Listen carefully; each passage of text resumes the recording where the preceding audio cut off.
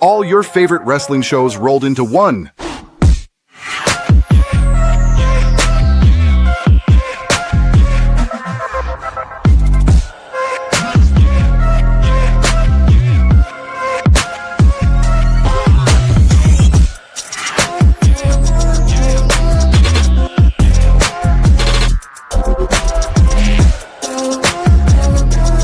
Welcome to the We Book It podcast. Let's start the show.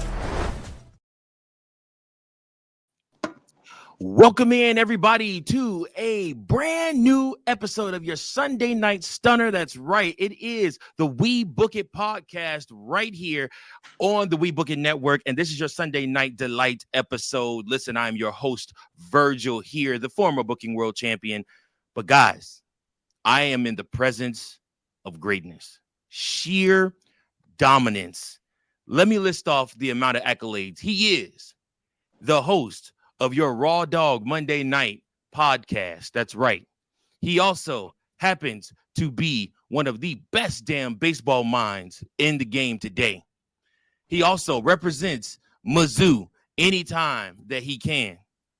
He also, guys, got a clean sweep of the Crown Jewel PLE to dethrone the former champion Tank and now become your two-time booking world champion. Guys, my man Coachman is here with me tonight. What's up, Coach?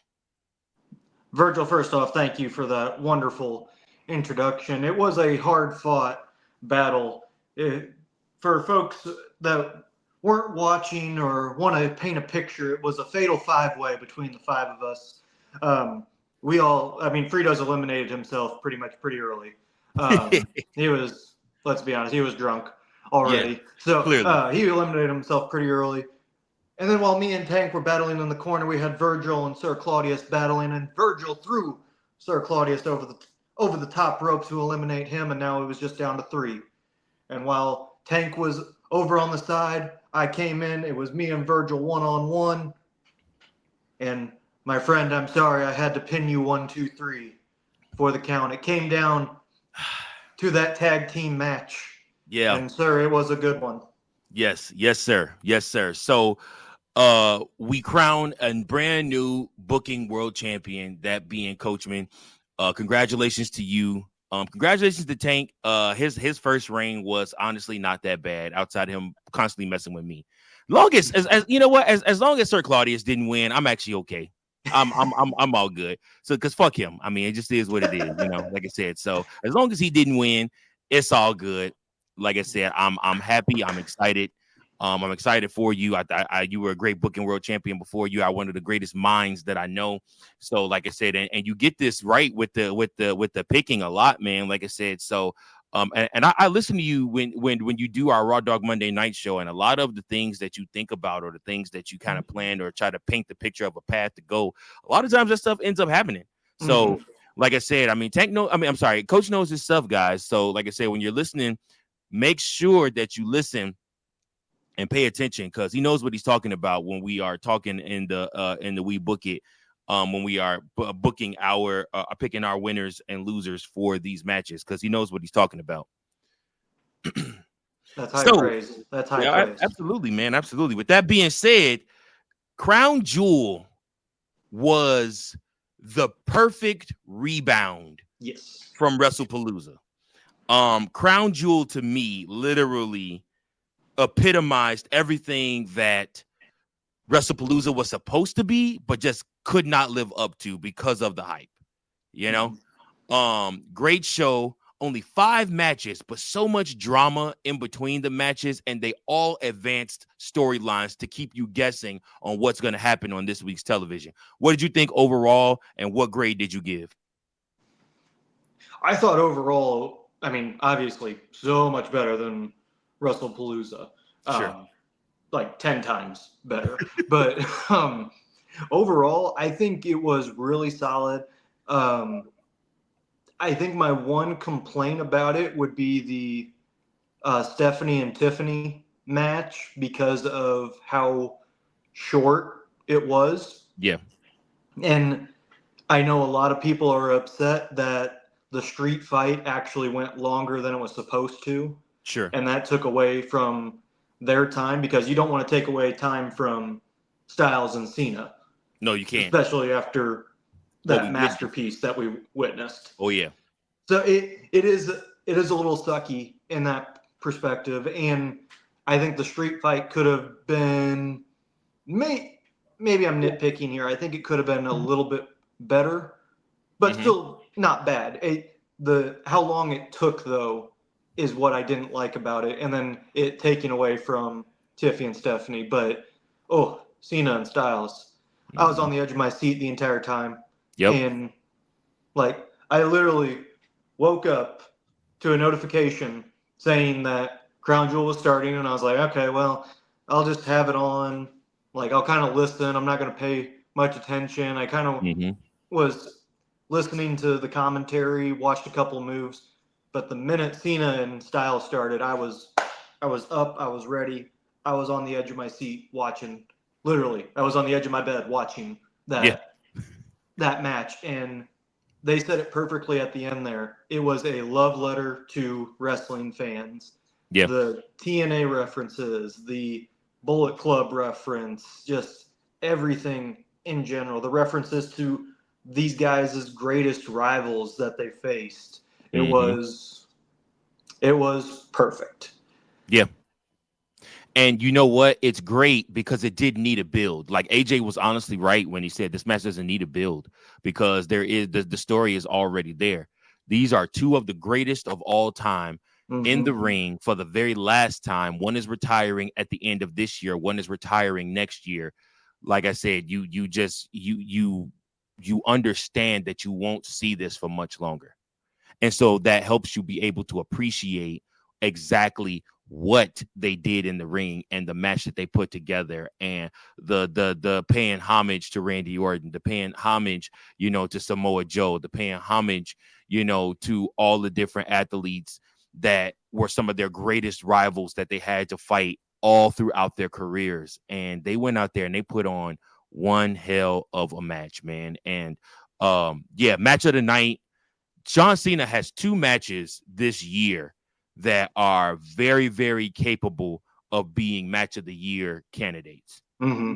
This match, and then obviously his second go around with Cody, was, like I said, was again a match of the year quality between those two, the SummerSlam match. So again, you look at this and you realize that you only have 4 dates left of John Cena being in wrestling. And like I said, it's sad, but it's also exciting because of what the fans are,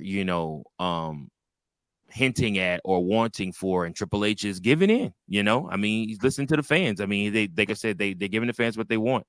And like I said, this AJ Styles match was not scheduled to happen. They flipped the script, and that match was given to the fans because the fans wanted that match, and John Cena got behind it. So it was beautiful.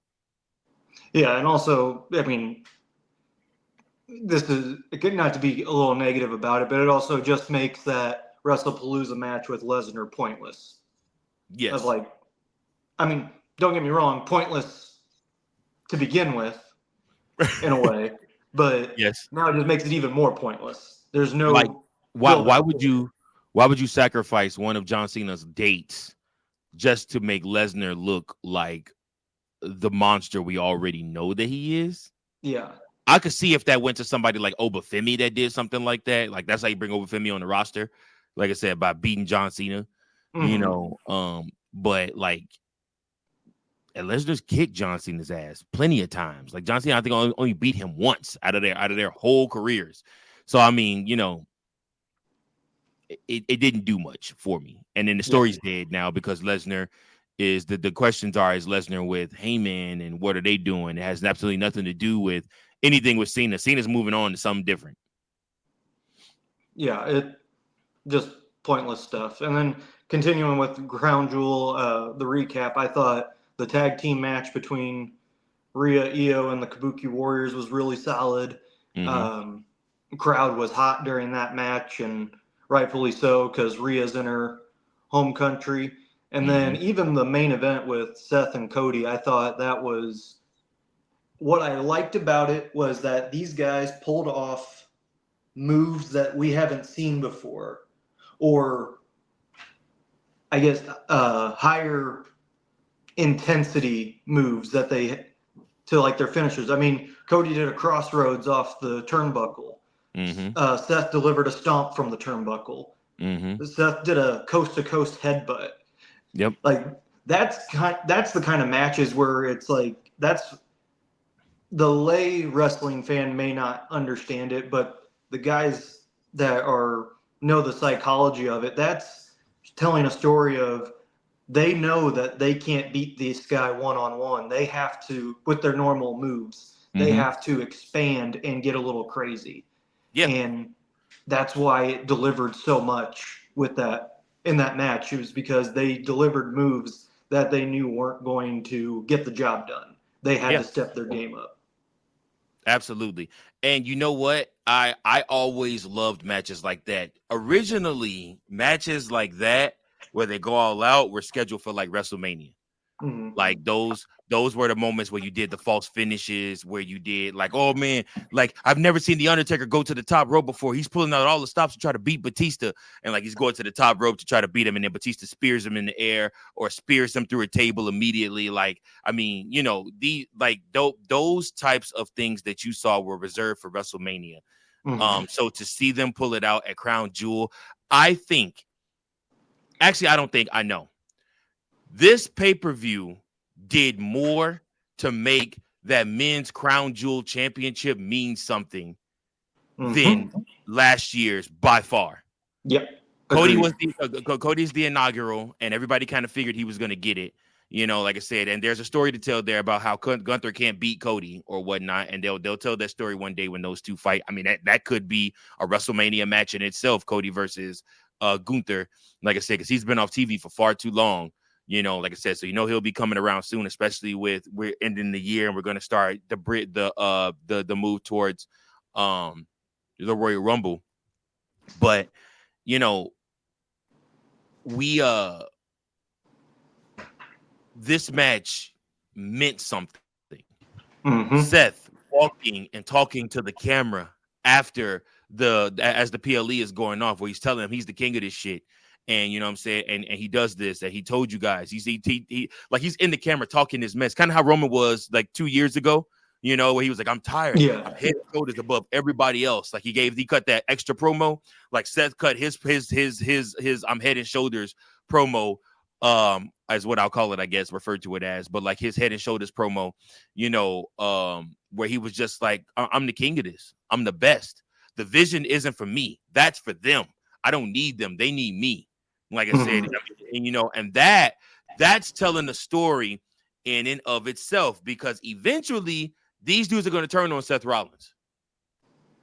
Like that's going to happen. Yeah. Like they're cool with him now and they're part of the vision now, but the vision is going to end up turning on Seth Rollins. He's going to end up going back babyface again. I mean, it just that's just what's going to happen, you know?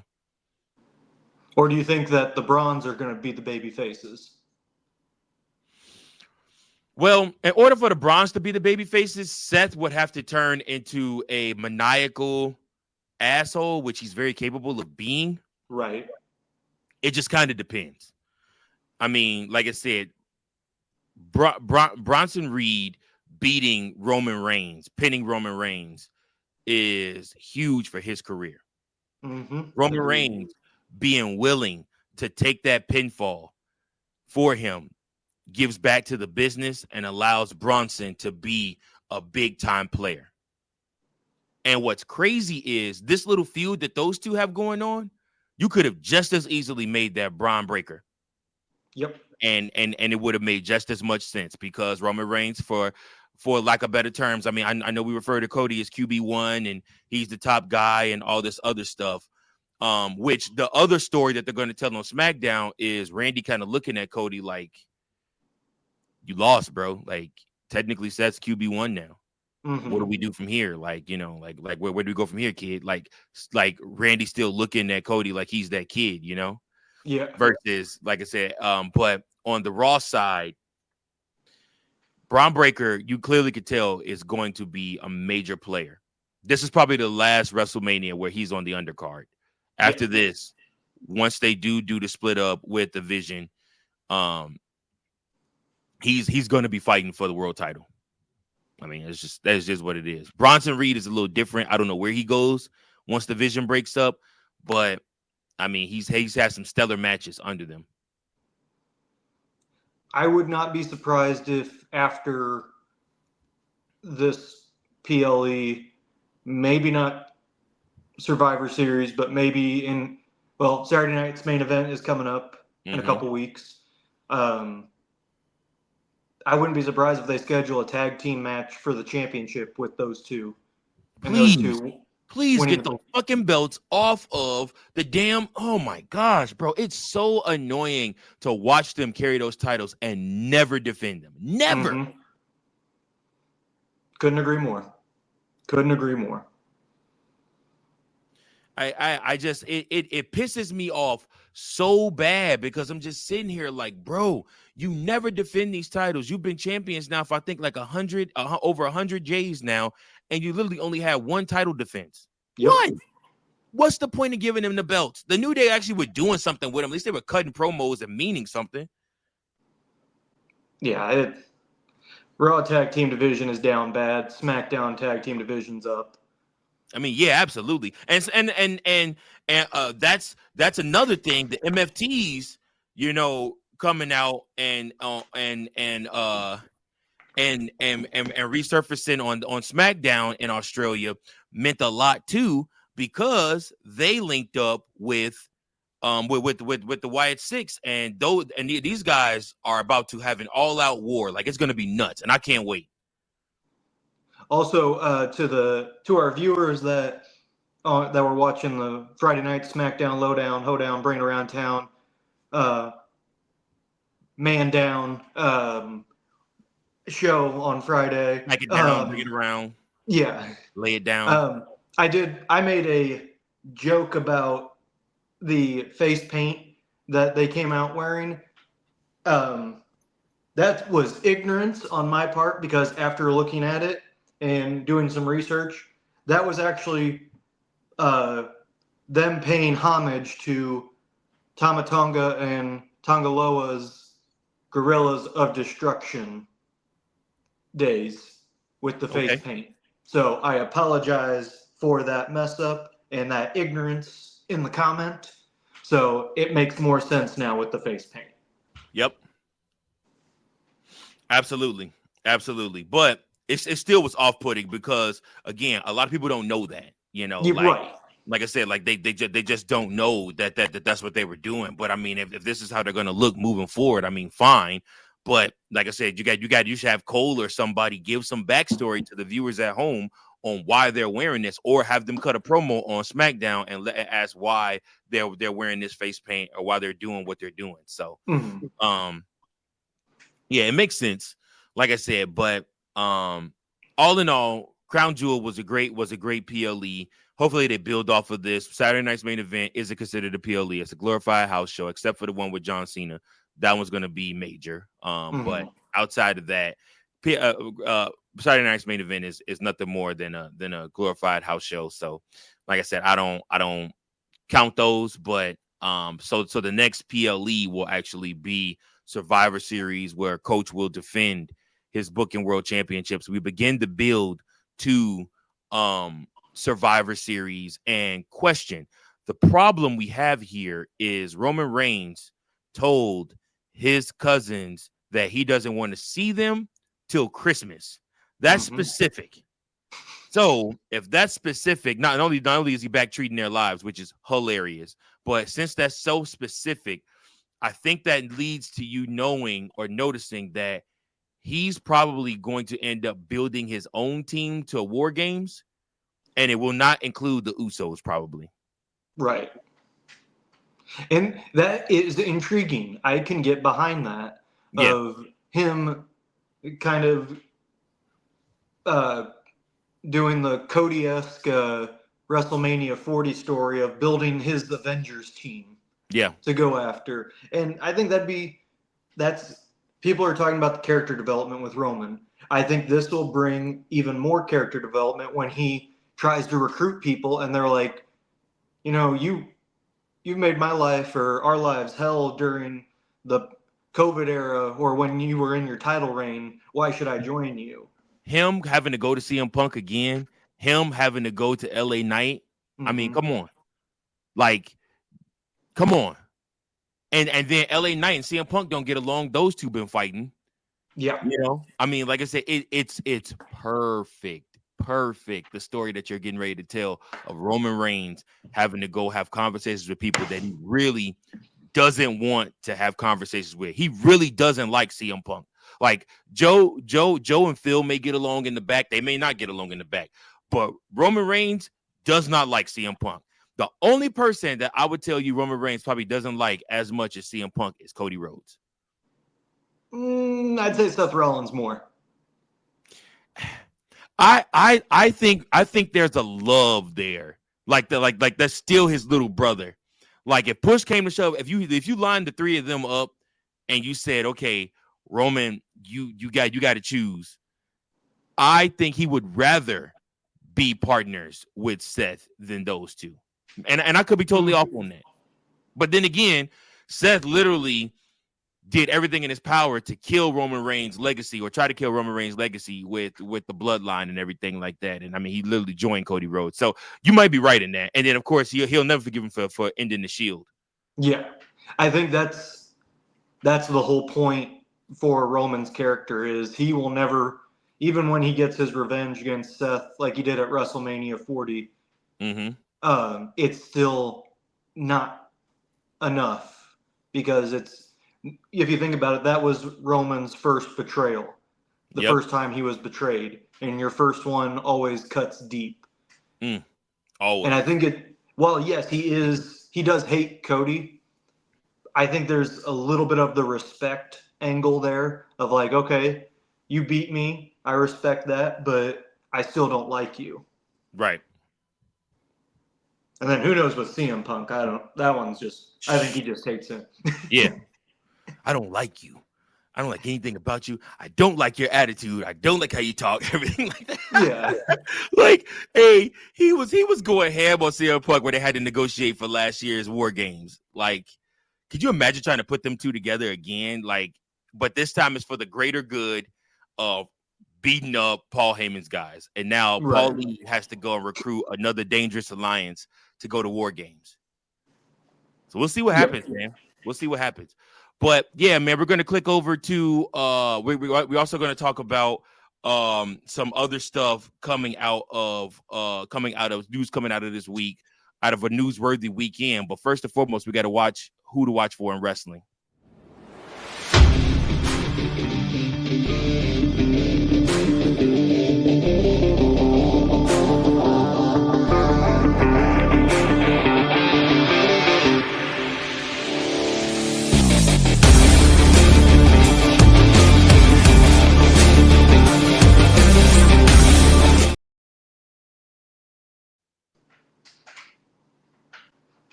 All right. So a lot of things happening right now in the wrestling world.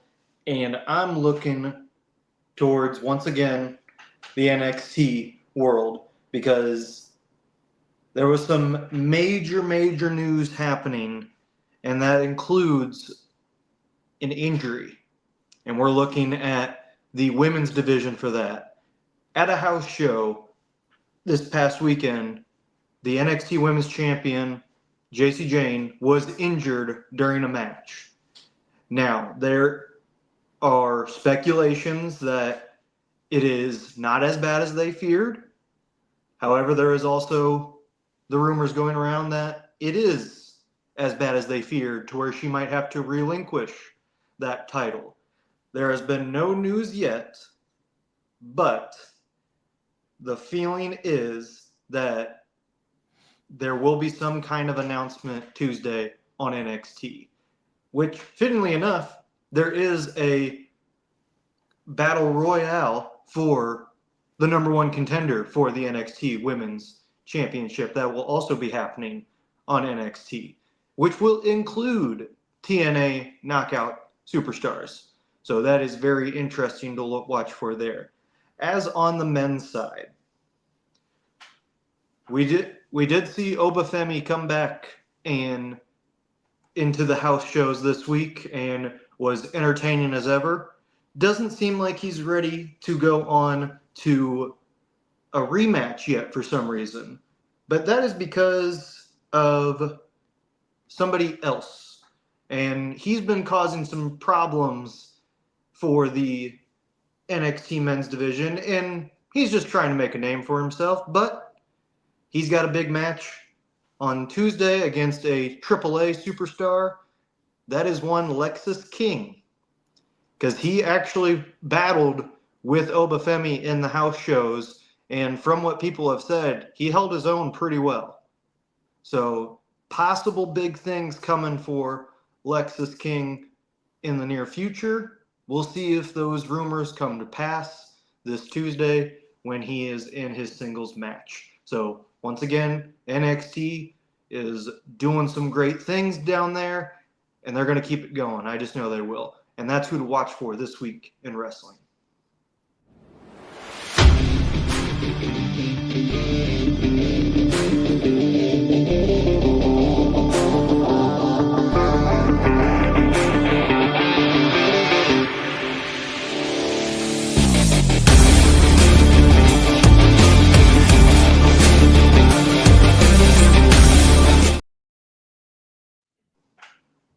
All right. So thank you so much for that. Who to watch for in wrestling, Coachman. Obviously, JC Jane is going to be heartbreaking if she has to give up that NXT championship, but that does open the door for another woman, for NXT to crown another women's champion.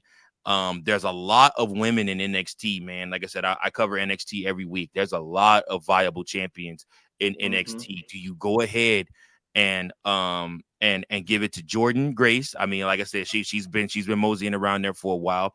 Lash Legend is somebody that they're very high on.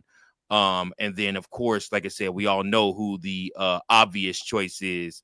I still call her Mariah May, even though it isn't her name anymore. But like I said, but to me, she's Mariah May. She'll always be Mariah May. But I like I said, she's the obvious choice. Like she's where the brand is headed. Like I said, it's just, do you pull the trigger now or do you wait?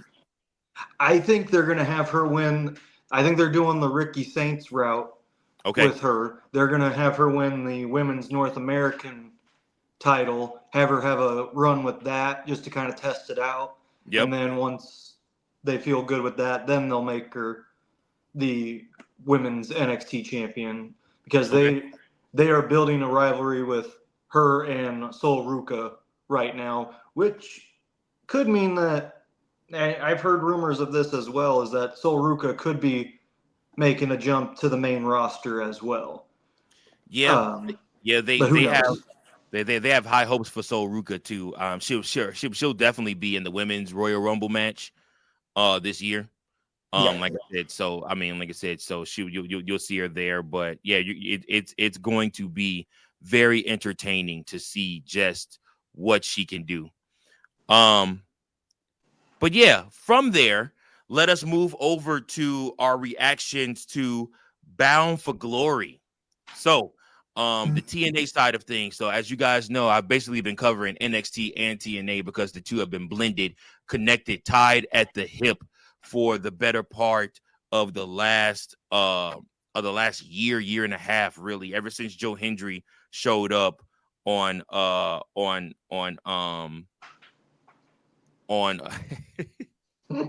NXT. So far the results that we have. So let's just go down the list with the match card. The Knockouts World Tag Team Championships, the Inspirations versus the Elegance brand. That was on the pre-show. And then Hardcore War, which was Order 4 versus the System. That was a great match, by the way. Yeah. Gia Miller versus Tessa Blanchard. And then we have the Call Your Shot Gauntlet match. And then TNA International Championship match. Here's my pick that's going to steal the show for the night. Javon Evans versus Leon Slater for the TNA X Division Championship. I mean, it just screams killer.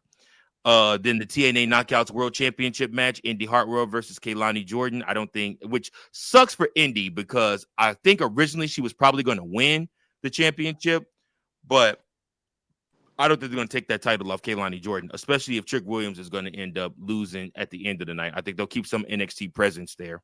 Yeah, agreed. And then obviously one final table, the Hardy Boys versus the Dudley Boys in a tables match for the TNA World Tag Team Championships, which I do think the Hardys are going to lose that match. And then the TNA World Championship match, Mike Santana versus Trick Williams. So so far, as of this recording, the Inspirations, which are the Iconics, basically, if you guys remember, the Inspirations are the new TNA World Tag Team Champions, Knockouts Tag Team Champions. Oh no, they defended it. They were the champions did I get already. That wrong? Yeah, they had already beaten Ash by the Elegance brand beforehand. Oh, this was the okay. rematch. It's a rematch. Got you. Oh, well, they defeated them again to retain their title. Sorry. Yes. And also in this one, TNA Legends, the Beautiful People, and Mickie James took their rightful place in the company's Hall of Fame before the first match of the evening. So like I said, that was a cool match too. Then the TNA International Championship match, which had Steve Macklin versus Frankie Kazarian, Kaz, as I like to call him from his early TNA days when I was watching him on Spike TV. But Macklin defeated Kazarian to win the title, so he is the new TNA International Champion. Mm-hmm. And then Gia Miller versus Tessa Blanchard. People still hate Tessa Blanchard, and the reason why, obviously, I fully believe that people hating Tessa Blanchard is exactly why she's not in WWE right now, because you can't tell me that Tully has not called Triple H and been like, come on, she can't come. You know her and Charlotte. Her versus Charlotte while Rick and Tully are alive. That's money in itself. To come on. I don't know. It's a sore subject. Yeah. Yeah. But yeah, so Gia Miller and Tessa Blanchard. Tessa Blanchard put her hands on Gia Miller. Gia Miller is actually an announcer. But she also has been training. And like I said, and been trying to fight and everything like that. So she did end up losing this match to Blanchard. Like I said, the story was strong, but the match wasn't that great. Mm-hmm. And then of course we got the Call Your Shot Gauntlet match.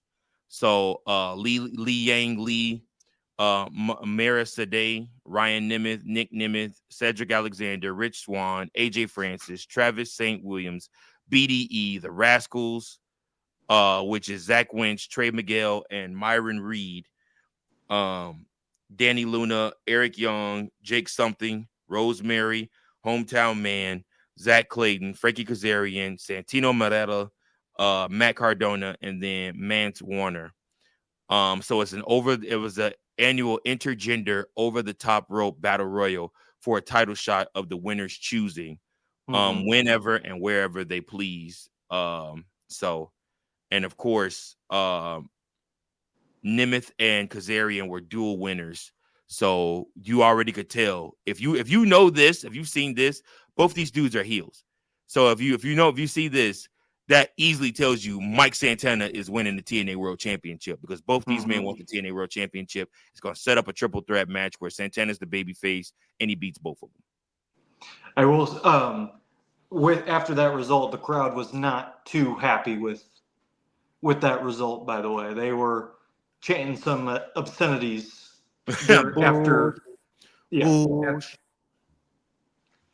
after they said that they were dual winners. They were not happy at all with that. Mm-hmm. And understandably so.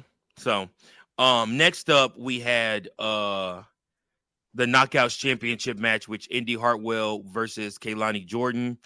Obviously, Jordan defeated Hartwell to retain her championship. I still feel so bad for Indy Hartwell because I know it feels like she always gets the short end of the stick. Like her and Dexter Lumis had a great story going to NXT.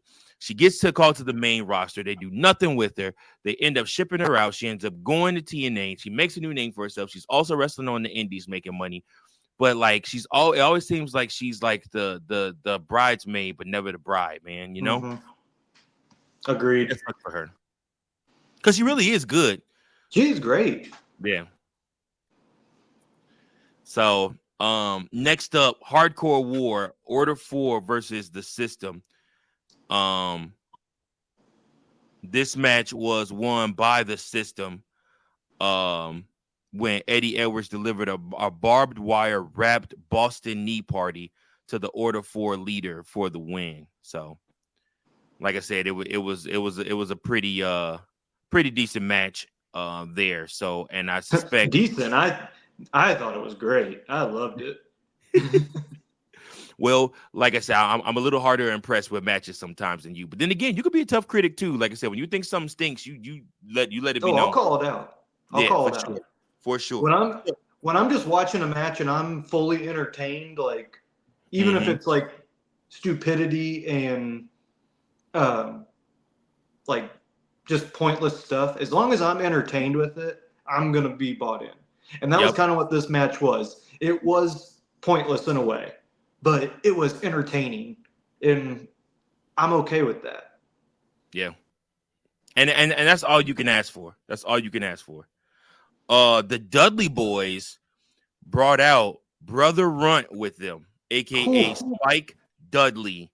We knew for their final tag team match, as they are officially now retired. So they lost to the Hardys. Yes. Yeah, kind of saw that one coming. Yep. So yeah, Matt and Jeff put Bubba through the table. So the Hardys are still your NXT and TNA tag team champions. And we're getting ready for the main event now of Mike Santana versus Trick Williams for the TNA championship. So I'll chime in here real quick, Virgil. I was reading a couple of reports or rumors from online. First off, before Bound for Glory went on air tonight, TNA had a kind of a locker room meeting with everybody. Okay. And they were told by ownership that a TV deal is almost finalized. Nice. So that's big. That is really big for TNA, and I'm very happy for them. I am curious to see where it is. I know a lot of people are saying maybe Peacock or NBC jumping in on board since there's already the partnership with NXT, which I think would be great because then hopefully we get some archives from TNA into the Peacock library with WWE, which would be amazing. But also, and this might just be one person saying it because this is who they asked one person, but a lot is riding on this main event tonight. Really? With Trick and Santana. Now, this could be a complete work, and this could be just a storyline to keep going forward. But according to one superstar backstage for TNA, said that if Mike Santana doesn't win tonight, then a lot of TNA wrestlers are going to be questioning why they're still doing this partnership with NXT. Yeah. Which is fair. Too. Yeah, absolutely. I would too. I mean, like I said, it's great. It's been beneficial. The whole goal here, though, was to give guys TV time, but also to allow guys to be able to allow guys the opportunity to shine and to be their best selves. So, like I said, I mean, it doesn't make sense if TNA keeps getting beat by WWE. I mean, it looks selfish. It looks selfish for AAA too, and they own AAA, but still AAA is still owned is still operating as a separate brand, and sometimes AAA needs to win. You know, AAA superstars need to win. So, yeah. I am very, very ready for that TV deal to be announced, and I hope it is announced here within the next week or so. And everything is signed to finalized. I know Triple H and Shawn Michaels probably have a part in helping TNA finalize that deal with Peacock so that they can, like I said, because I mean, putting TNA on a Wednesday night, game changer. Yep.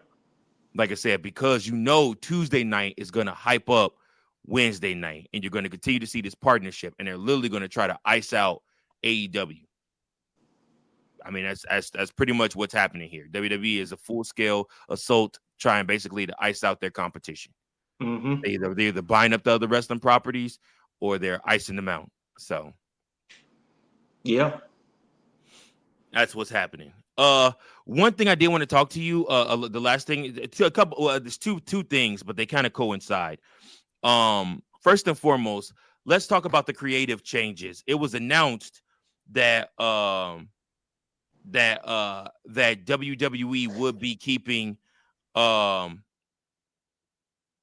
James as head of creative for SmackDown. If anybody doesn't know, Brian James is Road Dogg from DX. But Brian James kept his spot. But they were going to be making a lot of creative changes to the team as well as for the show. They were going to actually be bringing on new people to help with creative because they just wanted a fresher show. So the report reads, WWE is reportedly said to be undergoing creative changes to their team to improve the overall product. Road Dogg is to remain head of creative on SmackDown, but there are set to be additions to the team to make the show more enjoyable moving forward. This was first reported from Body Slam. What did you think of Friday Night SmackDown? Did you already feel changes, and did you enjoy the show? I felt a little bit of change. And I think what it was just quality. Okay. I don't think it was anything like different of matches or anything like that. I think storyline wise, everything was still the same, but the quality of the storytelling was a lot better. Okay. You know me. I'm more of the storytelling, character development guy for WWE. That's what always drew me in. Well, plus Hell in a Cell. I mean, come on, you can't go wrong with that. But I mean, yeah. But when it's not anything hardcore like that, I focus on the storytelling and the character development. And I was seeing Friday storytelling progressing. Sure. But in a quality way of like, okay, I'm bought in immediately with it and not like questioning, well, why would you do this? Like you could go this route or anything like that. I'll take the main event with Aleister Black and Damian Priest, Selena Vega joining Aleister Black. That's genius. That should have been done when he came back. Absolutely. At the very beginning, or at least mention it at the very beginning that that they're both married, because it creates intrigue in a storyline of like, ooh, could they do this? Could they do that? Not like, oh, well, why didn't they do that? It's right. It puts the fans' minds into a world of possibilities of good stuff. Of like, and it gives her something to do. She's so talented. Like, she's talented on the microphone. She's intriguing. She can wrestle, and she's funny as hell. Like, she is real life funny, hilarious. Like, love watching her live stream sometimes because it's just so funny. Like she has such a great sense of humor, like for real. So like, I mean, Yeah. I don't. Yeah, I've never understood why they didn't do more with ZV. Yeah. So I mean, just stuff like that. That's quality. It's simple storytelling, but it's adding layers to a story, and Yep. that's what I really noticed this last Friday, and I would even say the 2 Fridays ago too. They Okay. were adding more layers. It wasn't as prominent as it was this past week, but we're seeing progress, and I really think Raw needs more of that. Yeah. I think what they're doing with Dom right now, besides the inevitable drag out of the Judgment Day, but we're seeing character development with Dom, and that's adding layers. That's quality. I can get Mhm. behind that. Sure. But just the other stuff is just kind of like, eh. Like, and I do like what they're doing, what they did with Seth beforehand, him questioning himself. Like, what if he can't beat Cody? I thought that was great. But, I mean, the stuff they're doing with Becky, that I'm not a fan of that. I think it's pointless. Although I did Yeah. like Maxine getting the win. I like Yeah. what they're doing with Bailey and her character development and how Yeah. she's kind of dragging Lyra into it, which I think is good. But then Yeah. also you have Raquel and Roxanne who are kind of doing the same thing over and over again when they need to be doing something different Right. because they're starting to get stale character wise, and that's not good for for their future, especially when they were just starting to get hot in their storytelling. Now we're back to being a stalemate. Yep. And then, of course, there's the tag team division, which we've already established, Yeah. is a hot mess. But yeah, I think Raw needs it more than anything, and people will disagree because of the star power that they have. But when you're actually diving into everything, it needs it. It needs Mhm. something. No, 1,000% agree. I think Raw has been more stale. To me, Raw has been more stale than SmackDown. Like I said, but SmackDown got the touch up first. I mean, like I said, so I guess it's probably USA telling them like, yo, we gotta figure something out here. Like I said, you got to make this product more enjoyable, more watchable. And to me, the biggest thing, you could talk about the tag teams, you could talk about character development, you could talk about all of that. Raw has to move past this main event scene. Mm. Like, fuck. I do not want to see Seth Rollins and CM Punk again, even though it's probably going to be booked for Saturday night's main event. Oh, Like, for sure. please make it a loser leave match, like I said, and move CM Punk to SmackDown. Please get him away from Seth Rollins. Get him away from the bloodline. Well, I mean, look, put him up against the MFTs. Put him up against, you know what I'm saying, Randy. Him and Randy could do a program together. I would enjoy that. Put him. Just God, please get him away from Seth Rollins. Please.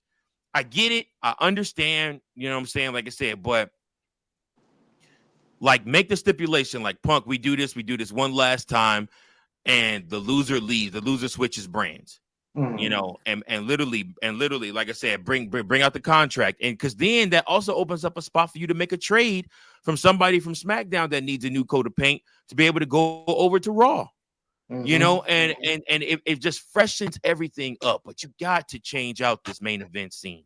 Like there's no need to do more CM Punk Seth Rollins matches, at least not right now. Give it a couple years, let it breathe, man. You just killed us from the time Punk came back all the way until now. It's been Punk and Rollins. You added Drew in there, but now it's back to Punk and Rollins. But before all we know, they beat and messed around and started back up Drew and Punk again on SmackDown. Yep. I wouldn't put it past them on that. So, yeah, that's my thoughts on that. But the creative changes, I'm excited for. Also, another creative change that they've talked about. Several talent have been requesting theme song changes for some time now, including Sheamus and Drew McIntyre. So it looks like WWE is finally beginning to listen to them, and we're starting to see some of the old themes come back, especially Shinsuke Nakamura coming back with his old theme, Rising Sun. Mm-hmm. On Thursday night. I'm sorry, on Friday Night SmackDown, which was really, really, really a great match. So, yes, I am just still waiting for the day to see on my Twitter feed, Def Rebel has been relieved of their duties. oh man, just waiting, just waiting for it. Like, come on, Def. Like, come on, get rid of them. I mean, they have like one or two good ones. Yeah. And I'll give them credit for it. And ironically enough, they're both Bloodline members. But then after that, it's like they just phone it in. Wait a minute. Hold on. Telepathic. You are saying Solo Sikoa and Jacob Fatu? Yep, 100%. Because they fucked up Roman Reigns' song. Oh, yeah. Man. Agreed. Man, they could some stuff you just didn't need to touch. It worked how it was. Just didn't need to touch it. Yeah, like, oh, it's his new babyface music. Who cares? Like, he's Stone Cold didn't change his music when he was a face to a heel. It was the same the entire time. Right. Yeah, that was. We didn't realize it at the time when he returned at SummerSlam, but then after we realized they had changed it, it was stupid. Yeah. Agreed. 1,000%, man. 1,000%. So, yeah. Let me see. Do we have any other topics for tonight? And then there was some releases. Oh yeah. There we go. We did have to talk about the talent releases that happened. Wes Lee was the biggest of them all. It was a bunch of NXT talent. Apparently that's how they do things now. They cut from below, not necessarily the main roster talent outside of Andrade. But like I said, there was some NXT talent that was cut. Wes Lee being released as one of them. Also, WWE ID looks like it is ending already, even before it began. So that's kind of unfortunate. Because there's a list of talent that said that they are no longer a part of WWE ID, and then also an Anoa'i. How do you say it? How do you say their last name? Anoa'i, yeah, you had it. Yeah. So Lance Anoa'i said that he has been released from WWE also. So Jen Tala and Wes Lee pretty much being the two biggest names that were released. Yeah, and then the other releases, I mean, they were low-level wrestlers. I would even say I think some of them were even on Evolve more than NXT. And I think that was kind of the selling point there is if you can't make it and Evolve, then we don't see a future for you. So good luck. Which, yeah, it's harsh, but I understand it. Yeah. And then the Wes Lee one, that one hurt because he was coming off of a great North American Championship run. He obviously lost to Oba. Right. That's fine. And then you built up the storyline with the Rascals, had him turn heel. Yep. Had him still in the main event scene. Yep. Like he should be in, especially after his title run. And then it was like after one match in the main event scene, you just threw him away. And here's the thing. Wes Lee has been a part of NXT for a very long time. There are no NXT lifers. Right. Let's just put it to you this way. If the main roster eventually comes to a point when cut time comes, if the main roster does not have something for you or something planned for you, or Raw or SmackDown isn't saying, hey, we can write him in, we can do something with this guy, they're not going to bring you up. Mm-hmm. I think those days of bringing up talent just to bring up talent are done outside of Carmelo Hayes. So, like I said, but you know, I think guys are going to stay in NXT. Shawn Michaels obviously has a say, him and Matt Bloom, on who they decide to keep and who they want to get rid of. But I just don't think they had a spot for him, which is fine because he can go to AEW and he can flourish, or he might be in TNA, be back in TNA and do something with the Rascals again. You know, TNA may pick him back up. And like I said, and again, and if you're back in TNA, then you're technically still in WWE, you know? Right. So that's just how I look at it. I think it was nut cutting time.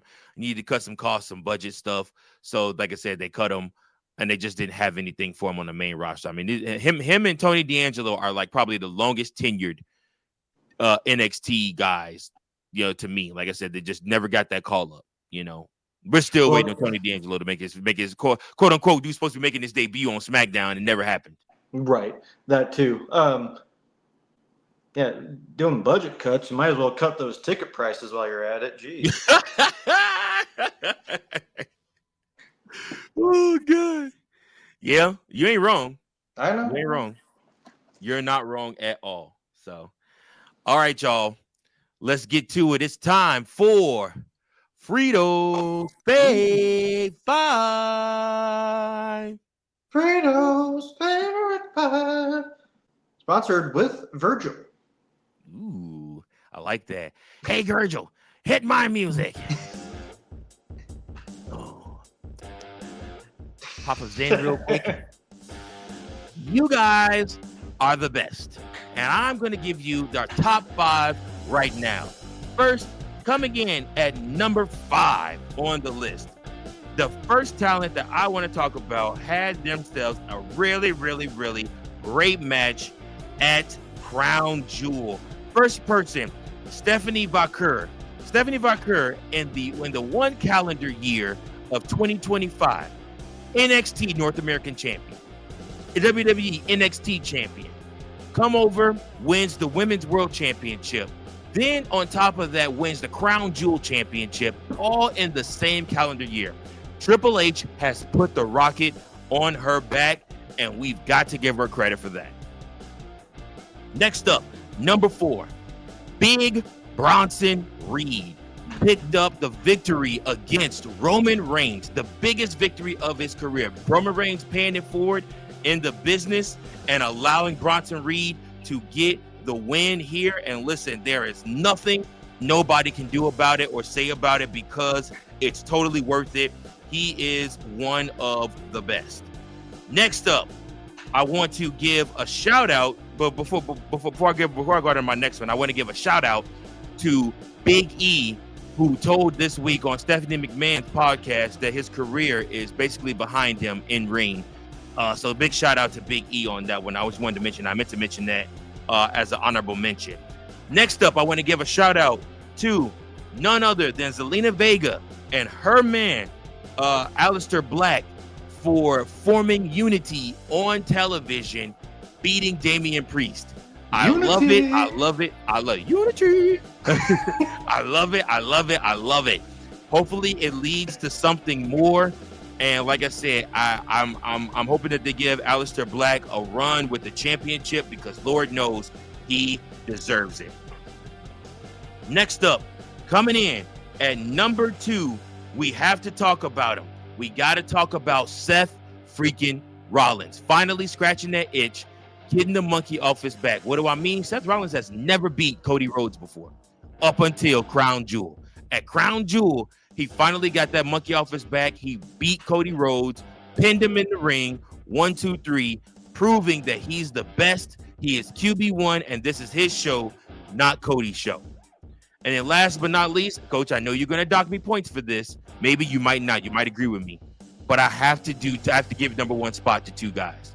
I have to give the number 1 spot to none other than John Cena and AJ Styles with their ode to wrestling, with the match that they chose and the match that they put together. They absolutely killed it. Wrestling fans all over showed their respect. Wrestling personalities showed all their respect. Literally, it was a beautiful moment for everybody. And this has been another a Fritos, a Fave 5. Yeah. Yeah. Okay. What would you give that Fritos Fave 5, sir?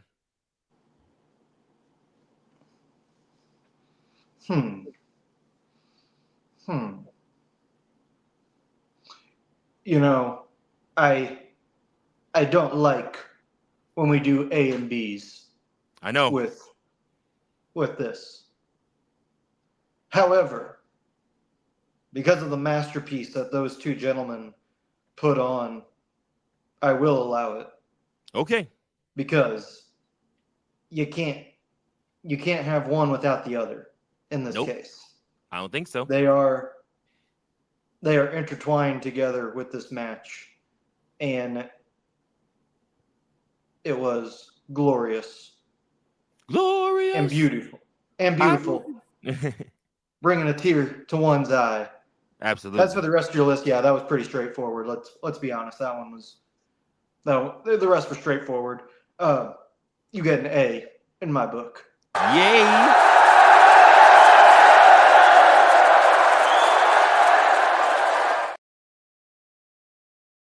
Fritos, pal, I hope I did you proud, man. And listen, this has been our episode for Sunday Night Stunner. I hope you guys enjoyed watching. Thank you all so much. Make sure that you like, share, and subscribe, as well as make sure that you guys leave a comment below. What were some of your favorite moments from wrestling this week? Also, what did you guys think? Jump in the conversation with the different topics we were talking about on tonight's episode. Thank you guys so much. Until next time, we appreciate you guys. Keep those book and pencils sharp. From Coachman, from Virgil. Peace.